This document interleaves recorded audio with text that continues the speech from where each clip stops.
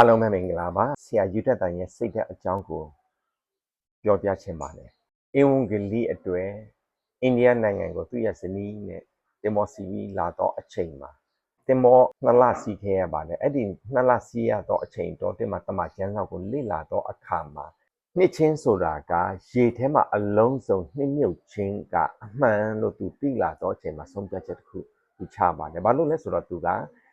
ခရိယအသင်းတော်ဖြစ်ပေမဲ့နှစ်ချင်းကမဟုတ်ပဲနဲ့ခလေးဘွားမှာကလေးကရေဖြန်းလာတော့အသင်းတော်ကကြီးပြင်းလာတော့သူအဲ့ဒီအသင်းတော်ကလည်း oversee နိုင်ငံခြားသာသနာပြုတဲ့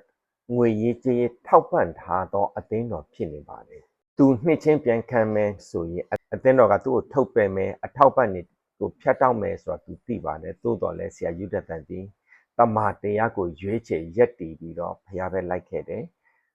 သူမျှော်မှန်းသည့်အတိုင်းပဲအသင်းတော်သူ့အဆက်အသွယ်ဖြတ်တယ်အထောက်ပံ့နေဖြတ်ခဲ့တယ်အသင်းတော်ကနေပြီးတော့ထုတ်ပါတယ်အင်္ဂလိပ်မြန်မာ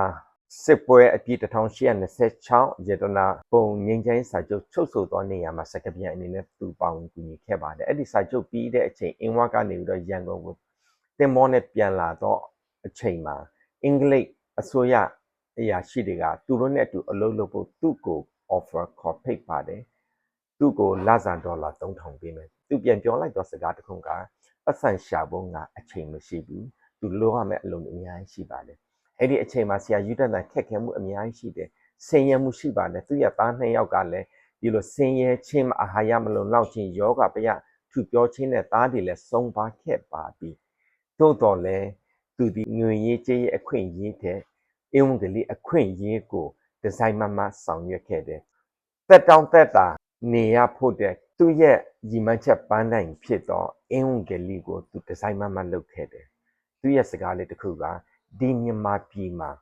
လက်ဝါးကားတိုင်ကိုထာဝရစိုက်ထူနိုင်ခြင်းမရှိသေး၍သူဗမာပြည်ကမထွက်ဘူးသူရဲ့ရွေးချယ်မှုလုပ်တော့အခါမှာတက်တောက်တက်တာဘဝကိုရွေးချယ်ဖုံးတဲ့ဘုရားသခင်ပေါ်မှာတစ္ဆာရှိခြင်းဆိုတော့ရွေးချယ်မှုနဲ့အတူပါလာတော့ဆင်းရဲဒုက္ခပြဿနာတွေကိုရွေးချယ်ခဲ့ပါတယ်လူရဲ့အကြိုက်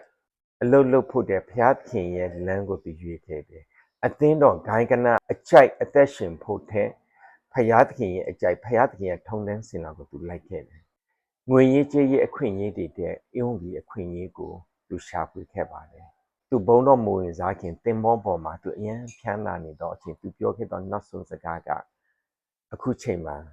ငါဟာကြောင်းပြီးတော့ကြောင်းသားတယောက်လိုပဲပျော်ရွှင်စွာဖြစ်ကြောင်းထဲကနေသူထွက်လာပြီးမကြခင်မှာသူဘုံတော်ဝင်စားတော့ခါမှာသူဒီ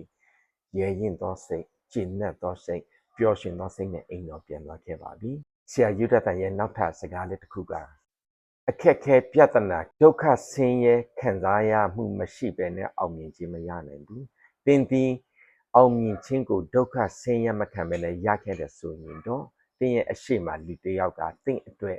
ဒုက္ခဆင်းရဲပြဿနာရင်ဆိုင်ခံစားခဲ့လို့ပဲဖြစ်ပါတယ်ဒီနေ့ကြားတော့နှစ်ပတ်တော်အားဖြင့်သင်ရဲ့နှလုံးသားထဲမှာဘုရားသခင်ပြောနေတော့စကားတွေကိုကြားနိုင်ပါစေဒီဗီဒီယိုလေးကို share လုပ်ခြင်းအပြင်အင်္ဂလိပ်မှာပါဝင်ကူညီဖို့မြင့်တင်ရခံပါတယ်အားလုံးကျေးဇူးတင်ပါတယ်